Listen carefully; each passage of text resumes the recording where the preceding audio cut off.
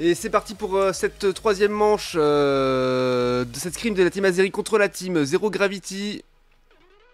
En les jours de la phase de draft, bien sûr, avec les pick-ban qui vont être choisis dans quelques instants. Cette fois-ci, Shadow, côté des Azeri, en try-out, qui a pris la place de Oni. Enfin, Oni qui a laissé sa place à Shadow, bien sûr. Et donc ça repart sur un Flagados. Et du coup cette fois-ci c'est parti sur un Chifour, c'est pas un Locklass pickban par les Zero Gravity car ils en ont marre de se faire attendrir le bid par le Chifour de pas de blaze, ça se comprend, mais vous inquiétez pas. Zero Gravity, ne vous inquiétez pas, pas de blaze est très fort sur d'autres polyvalents, vous inquiétez pas, vous allez pouvoir constater ça, ça va faire plaisir. Alors qu'est-ce qu'on prend ou pas pickban donc, ou pas pick par Argo, let's go, ça fait plaisir encore un petit coup pas avec ses portails et ses décales de lane, ça va faire plaisir. Alors on part sur quoi? Toujours encore un ronflex pour ces rods. Ok, qui est d'être son OTP. Alors OTP c'est pour les spells, je ne sais plus. C'est mis bien arté, t'as vu ça? Incroyable, très beau les sushis, ça donne bien faim. D'ailleurs on va arrêter le cast maintenant pour aller bouffer. Hein. Non, je plaisante bien sûr, on reste là en légende bien sûr. Et l'euphorie pickban par Ifazon, pick tout court par Ifazon, pardon. Koto qui reprend un petit décédent, let's go. Shadow qui prend un Mew. Ok, on va voir si le jeu aussi bien que Oni, mais pas de pression, bien sûr. Au secours, le mec a les chocos. Et du coup, un petit Givrali pique avec un Antali. Au secours, les doubles évolutions JPP de cette méta. Mais bon, si les Japonais aiment bien ça, et bien qu'ils continuent à en sortir en veux-tu en voilà, bien sûr. Vivement Voltali, moi je dis. C'est mon préféré, bien sûr. Derrière Consconda, pas de blast qui prend Mako, du coup cette fois-ci Bulbi qui prend Zoroark, c'est ok. De toute façon pas de Melodelf pick, donc pas de problème de gravité pour faire des dashs, donc let's go. Et 6 Totor qui pique un 6 Ayox, let's go. Faut être pour qui tu veux mon cher Nitric. Moi je casse pour la team Azeri, donc les AZR qui sont à gauche, tout au fond. Mais après si tu veux supporter les Zero Gravity, tu peux supporter les Zero Gravity, c'est comme tu veux. Je suis casseur officiel de la team Azeri, donc je vais plus regarder cette équipe-là. Mais après, j'ai de l'affect pour tous les joueurs. Hein. Ça, il n'y a aucun problème. Alors, on fait des petits échanges. Tout le monde avait pick ses propres picks tout de suite. Un stack pour pas de blade, qui sera sur lane, du coup, probablement. Double stack pour Bulbi. Grelocoq, cuir, lunettes choix pour Mew, c'est ok. Double bandeau et multi-ex pour le tank et le soutien qui sont Upa et Desceliande avec Argo et Kanto bien sûr. Enfin, qu'est-ce qu'on a? Un double stack et l'antiscope pour Totor avec son Seox et puis let's go. On n'a pas le temps de regarder le reste parce que je suis trop long à commenter. En tout cas, j'ai la chef à tous et du coup, bien sûr, comme prévu, hein, on regarde la routine botlane cette fois-ci pour voir un petit peu le gameplay de Shadow, en tout cas en early game. Et après, on suivra bien sûr les dégâts de jungler en top lane probablement. La team de droite en termes de Pokémon, et bah let's go Nitric, si tu préfères supporter les Zero Gravity, il n'y a aucun problème. Il faut tenter de dire la team de droite, c'est un petit peu trop politisé pour moi, j'ai déjà mal pour eux. Mais on va voir, hein, j'ai la chef à tous en tout cas. Tac, voilà, on se cale directement sur ce bon Shadow. Je connais rien, il n'y a pas de souci, mon cher. Si t'as des questions, n'hésite pas à le poser, le chat te répondra ou moi-même de toute façon. Ok, Kanto qui va directement un petit peu au-dessus pour... Est-ce que ça veut jouer double invade? Non, c'est juste pour sécuriser un petit peu, voir si... Son invade. Du coup, double évolution dans le... Ok, stack pour... Premier stack pour l'insécateur, ok. Et double jungle, hein, avec juste ses rods et son ronflex sur lane. Ça joue fort. Petite boule élec, est-ce que ça a pris le creep? Je ne suis pas sûr. Pas sûr d'avoir vu l'info. C'est vrai qu'un Ronflex tout seul peut un peu tenir une lane en début car c'est très fort en early en termes de dégâts. Ah et dommage c'est raté hein, pour ces rods.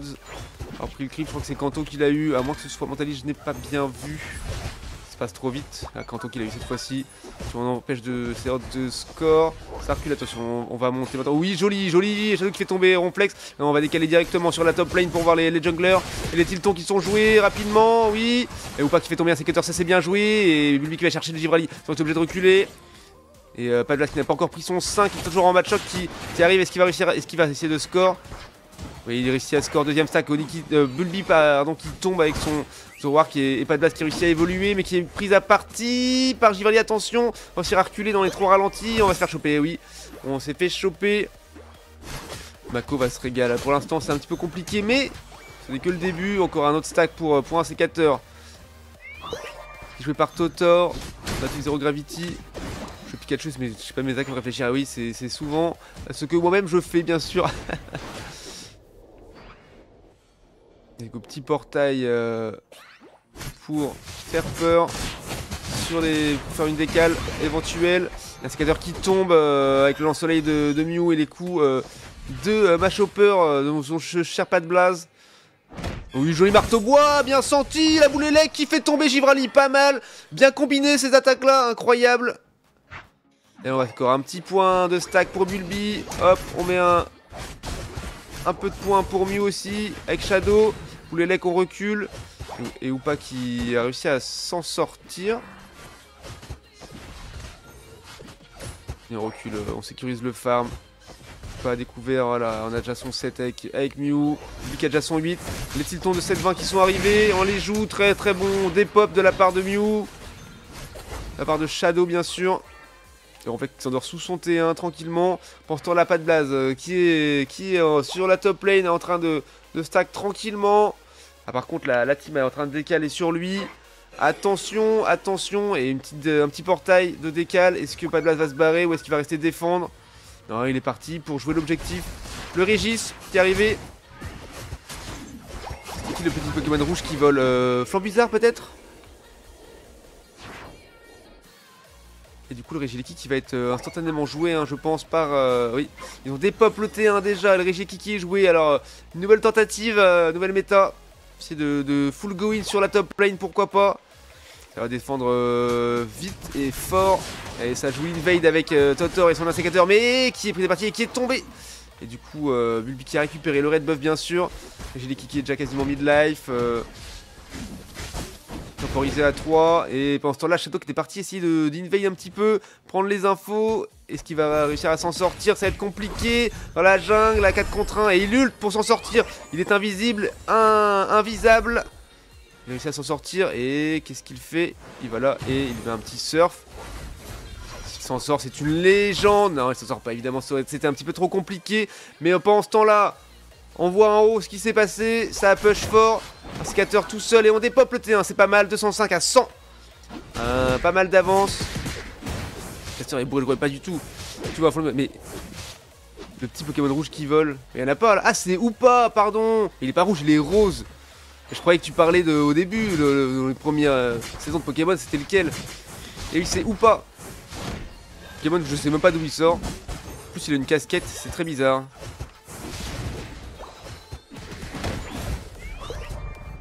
Autant pour moi. Précisez, voyons. Vous êtes fous dans le chat. Et l'objectif botlane qui va revenir dans une vingtaine de secondes. Un joli lance-soleil pour dézonner le buisson. Shadow qui fait mal hein, avec son Mew, c'est pas mal, c'est du beau jeu.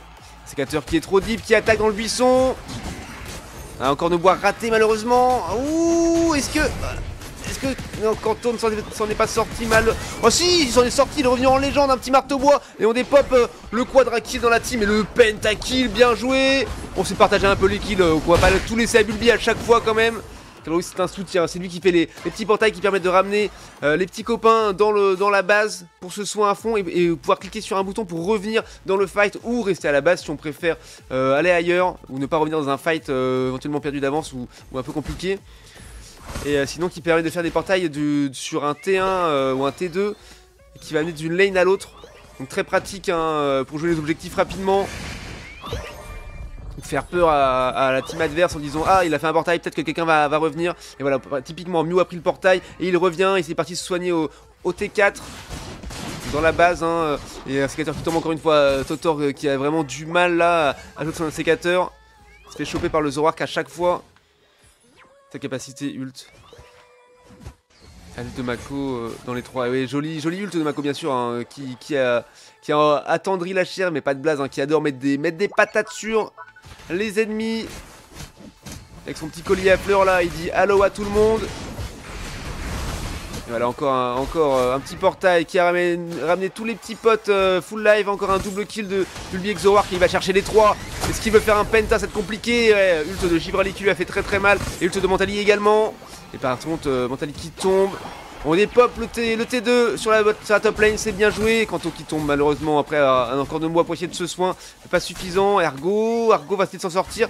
Ouais, on fait un anti pour avancer. On prend la petite baie de vitesse. Let's go, on y va. Hop, et on prend un portail, il met un portail et il se barre à sa base pour ce soin. Tant que Shadow l'avait pris à partie, attention, et on revient pour aider le petit copain à s'enfuir et ne pas prendre trop de dégâts. Let's go, c'est bien fait, c'est bien joué. Et pendant ce temps, la Pat Blast qui est en train de prendre du farm en haut pour récupérer son ult. Pour le Rayquaza, ou pour peut-être même maintenant, un petit peu tard pour un ult, je pense. Pas forcément sûr qu'il le joue. Contre le portail pour la décale, hein. Pat Blast qui est arrivé instantanément. Il y a un sécateur qui est encore tombé dans la back-lane. On chope le ronflex, let's go. Double kill pour Bulby et un kill pour Argo, ça c'est bien joué. Ou pas, qui est aussi soutien que DPS, c'est assez incroyable. L'objectif qui est joué instantanément par la team, car les autres avaient été obligés de reculer. Trop peu nombreux. En 3v5, impossible de... Enfin, c'est possible de prendre l'objectif en smitant, mais est-ce que ça vaut le coup de concéder un kill? On essaye de choper le petit blue buff. Non, c'est... Ouh, il a chopé le blue buff avec son portail, mais légendaire, Argo avec son ou pas. Oh, mais ça, c'est bossé à l'entraînement, c'est scandaleusement bien fait. On adore le beau jeu comme ça. Hein. C'est ce genre de petits plays précis qui font des game changers. Hein. Voler le farm adverse. Et hop, tu n'auras pas ton niveau 12. Tu n'auras pas ton blue buff pour le fight final. C'est très bien fait. Hein. Là, ils sont là, ils prennent du creep, ils n'essayent même pas de jouer le Rayquaza alors qu'ils savent qu'ils sont en retard de plus de 100 points. Ils n'ont pas la rêve que c'est 200 en tout. Mais en tout cas, ils savent que c'est plus de 100 points de retard. Est-ce qu'ils ont FF mental? Est-ce qu'ils ne veulent même pas essayer de jouer le fight? Et on flex qui s'avance un petit peu, qui veut engager, mais finalement qui n'y va pas. Il veut les forcer à découvrir un petit lance-soleil de Mew pour les dézoner. Le Totor qui est buissonné là, qui veut essayer d'aller les choper. Et on regarde pas de blast qui part pour flank. Ou pour Secure. Est-ce que Totor l'a vu? Il lui tombe dessus. Attention, et non, il a out, c'est juste pour les forcer à se découvrir. Ça c'est bien joué. Oui, tacle lourd de Ronflex pour Gowin, la petite barrière. Pensons là, Zoroark qui est parti de l'autre côté pour le choper et qui tombe malheureusement en premier. Givarli qui tombe derrière juste après. Est-ce qu'on va choper, réussir à choper le Mentali? Non, il a pris la baie de vitesse, il s'enfuit avec un flash. Flash out, l'ult de Hoopa, voilà. L'ult de Hoopa qui se transforme en animal légendaire, en Pokémon légendaire et qui fait un portail qui permet à toute l'équipe de se TP à l'endroit où il a posé le portail. Il devient surpuissant à ce moment-là et on a fait tomber un sécateur également, l'euphorie. Il reste Ronflex avec son sommeil lourd. D'ult, tacle lourd, encore une fois un barrage. Et on le tombe. Et c'est Rayquaza qui l'a fait tomber en dernier, je crois. Allez, un petit lance-soleil de Mentali. Il faut le zoner pour ne pas qu'il fasse un choc psy. Et c'est bien joué, c'est remporté le Rayquaza par Pat Blast qui met le last hit et qui fait un double kill sur Mentali juste derrière. En ce temps-là, Shadow qui a décalé pour aller mettre ses 100 points en bas. Avec un petit 29 d'overscore, c'est pas mal. On prend le large à 415 à 115. Il n'y a plus aucun T pour aller score. Mais que vont-ils faire ces zinzes? Et ils vont directement dans le T3. Dire bonjour, mettre des 100 points par-ci, des 100 points par-là. Let's go, c'est bien joué. Incroyable. Il y a eu un lance-soleil de Shadow, bien placé, dans la mêlée, qui fait très mal. Encore un, et on a quasiment pentakill, let's go. Et bah GG encore une fois de plus à la team Azeri. Très solide aussi avec Shadow. Ça c'est pas mal, ça fait plaisir. Ah bien, heureusement que Zessilon a full zone, c'était chaud le smite. Ah oui, effectivement, c'était compliqué. Et heureusement que Zessilon était là pour dire hop, un coup de marteau-bois, un coup d'encore de bois, un coup de marteau-bois. Attention, toi tu balances pas ton choc-pi parce que c'est pour mes copains. Hein. Let's go, GG. Alors, qu'est-ce que ça dit en termes de données? On va regarder ça tout de suite. En termes de kills, 13, 16, 26. 26 pris par la team Azeri et seulement 7 concédés. Hein, donc, très propre. 46k de dégâts pour Bulby avec 6 kills. 74 dégâts pour Pat Blast avec 7 kills pris. 104 dégâts pour Shadow, très chaud. Avec 5 kills pris. Kanto qui a pris 3 kills et qui a été encore équilibré avec son décédé. On a bien sûr 40k de soins, 49 de tank et 37 de dégâts. Argo qui a soin 42k avec ses petits portails, qui a fait 36k de dégâts. C'est propre, c'est très bien joué. Et on passe l'euphorie hein, qui jouait du coup les œufs et 83k de soins. C'est plutôt pas mal. Bah, GG à tous en tout cas. Et voilà pour cette 3ème game.